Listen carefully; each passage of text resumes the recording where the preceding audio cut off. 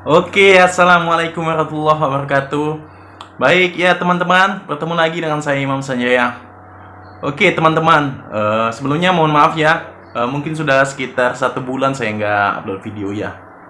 Oke, pada kesempatan kali ini saya akan membahas tentang hukum waris di Indonesia.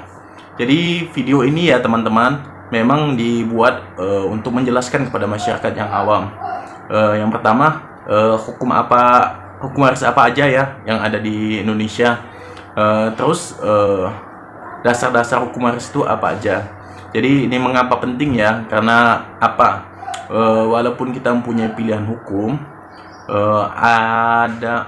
akan sangat baik ya, akan sangat baik apabila permasalahan secara waris itu dimusyawarahkan secara kekeluargaan. Karena memang hukum waris ini ya banyak keberlakuannya dan untuk masing-masing tempat, masing-masing agama itu sangat berbeda. Baik, langsung aja ya kita ya ke hukum waris di Indonesia. Yang pertama itu hukum yang berlaku apa aja.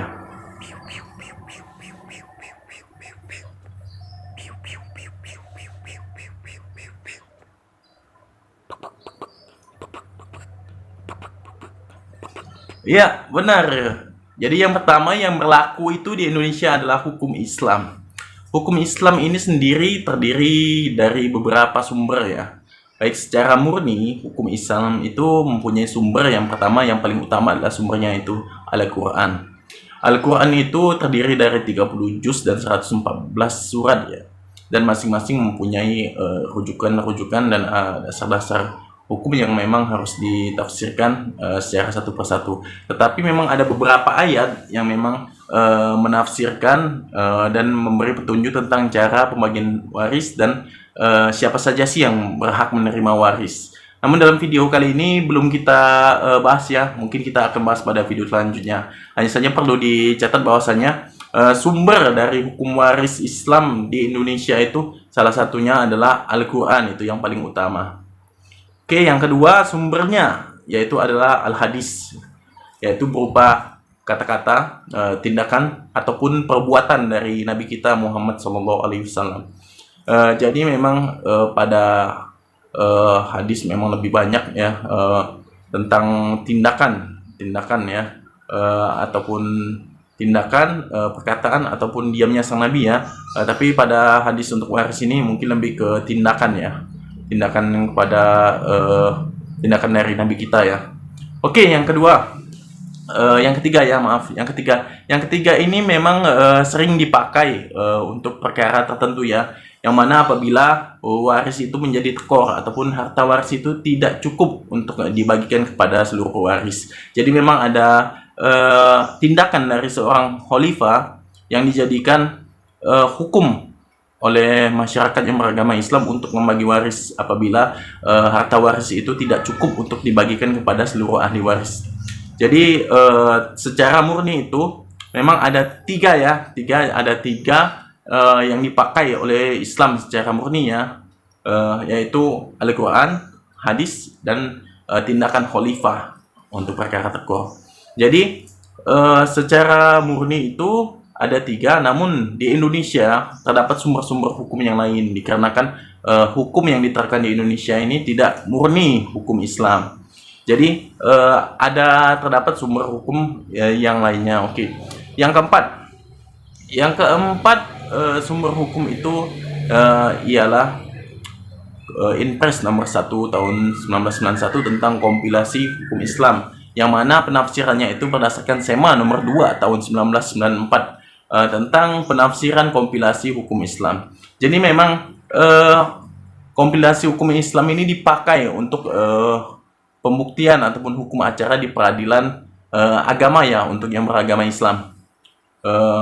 Mungkin sekilas pandang atau selain pandang aja ya, dibandingkan kita untuk menerapkan kompilasi hukum Islam, lebih baik dibagi terlebih dahulu secara hukum Islam murni ya.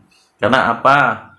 Gugatan pada peradilan agama itu mempunyai biaya yang banyak dan efeknya juga setelah putusnya gugatan itu bisa merusak silaturahmi antara para ahli waris.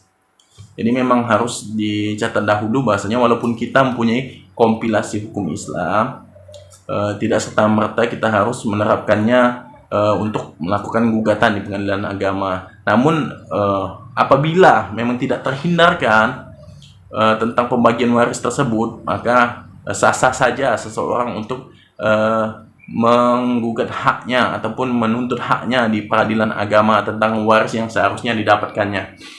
Namun saya pribadi tetap menyarankan untuk menerapkan 3 hukum Islam yang secara murni tadi, yaitu Al-Quran, Al-Hadis, dan juga yang namanya tindakan dari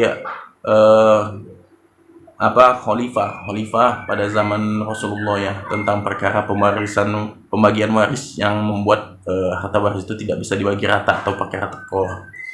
Baik, yang terakhir yaitu adalah sumber hukum lainnya. Jadi sumber hukum lainnya itu merupakan sumber hukum yang diakui oleh negara kita ya, yaitu sumber hukum pada umumnya. Karena hukum acara di peradilan agama itu hukum pelaksanaannya itu hukum acara perdata. Jadi memang tidak bisa menerapkan hukum Islam murni 100%. Jadi sumber hukum pada umumnya itu adalah 1 undang-undang, 2 perjanjian, ketiga namanya doktrin, jurisprudensi, dan kebiasaan. Jadi 5 sumber hukum itu adalah sumber hukum pada umumnya yang merupakan bisa dipakai menjadi dasar pada hukum Islamnya.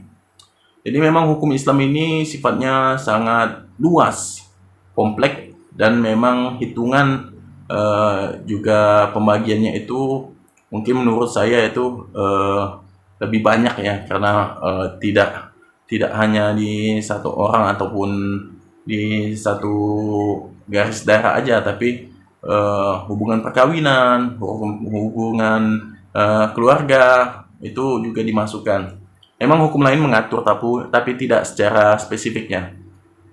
Oke, jadi setelah kita mengetahui adanya hukum waris Islam di Indonesia, untuk teman-teman ya yang beragama Muslim, itu saya sarankan secara pribadi untuk mengambil hukum Islam sebagai langkah utama untuk membagi hukum waris. Hukum Islam ini juga disebut sebagai al-faraid atau merupakan hukum waris.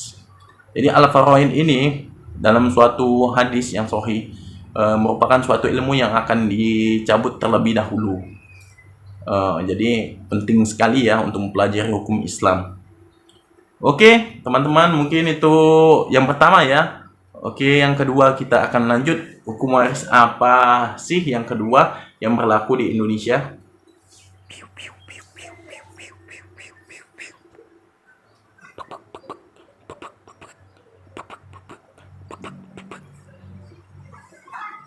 Iya, hukum yang kedua adalah hukum waris BW atau hukum waris positif atau hukum waris Burgerlijk Book atau juga disebut hukum waris secara perdata.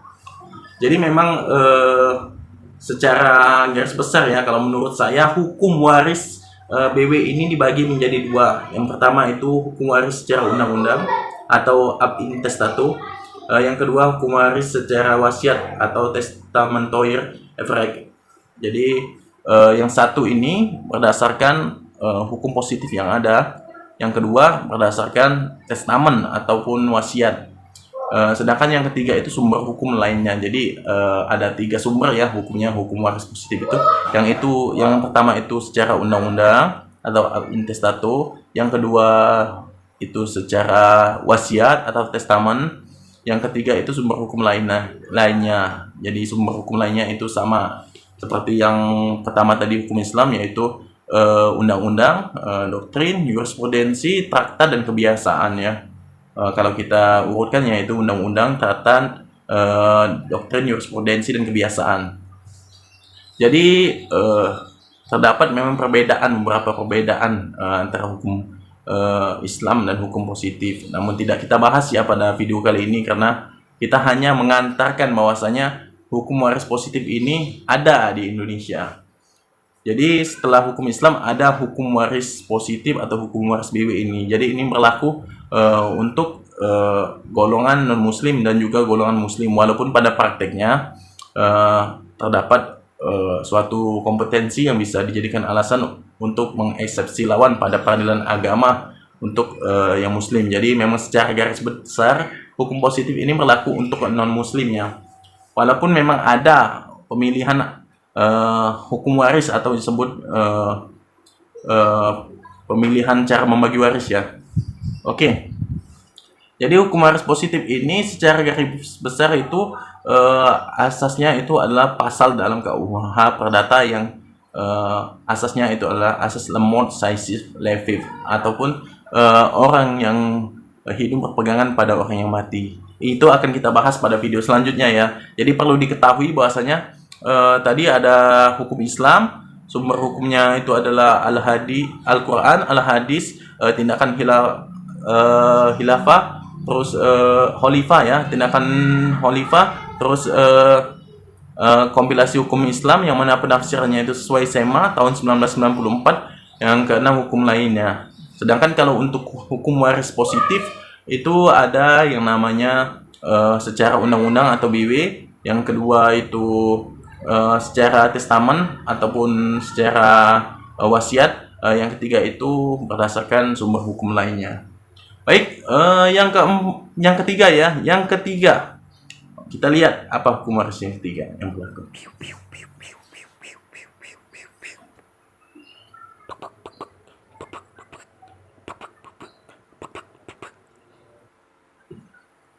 Iya, yang ketiga hukum waris yang berlaku adalah hukum adat.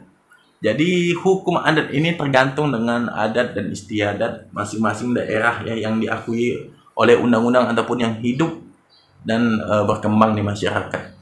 Jadi hukum adat ini memang diakui ya di undang-undang, tapi tidak kita bahas secara mentil ya. Kita contohkan aja nih, misalnya kayak di Kalimantan itu kan ada kitab adat. Kitab adat untuk Dayak Sebaru atau Dayak Iban ya, itu ada yang namanya pati nyawa ya. Pati nyawa itu nilainya 300 kolak padi ya.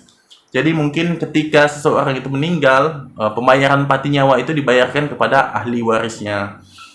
Jadi sebesar bagaimana perkiraan satu kolak padi dikali 300 itu untuk ahli warisnya. Sedangkan untuk acara hukum adatnya itu terdapat ketentuan lainnya.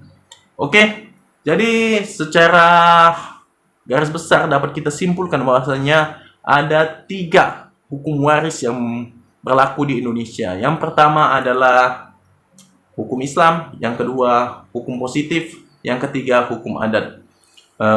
Oke, setelah mengetahui hukum tersebut, jadi teman-teman mau milih untuk menerapkan hukum yang mana ya? Tapi yang jelas sesuai lah ya dengan adat istiadat, agama, dan kepercayaan masing-masing. Dan saya harap pembagiannya itu secara rata dan tidak menimbulkan keributan. Karena gugatan terhadap harta waris itu merupakan suatu gugatan yang kalau boleh saya bilang ya, merupakan gugatan yang mencerai-beraikan hubungan silaturahmi antar keluarga. Oke, sekian dulu ya dari saya. Jangan lupa klik like, share, dan subscribe video ini ya. Jangan lupa juga komen-komen ya kalau ada kekurangan. Kalau kekurangan ada ya pasti ya. Oke, komen-komen karena kita akan memperbarui video-video selanjutnya berdasarkan dari saran dari teman-teman sekalian ya. Oke, assalamualaikum warahmatullahi wabarakatuh.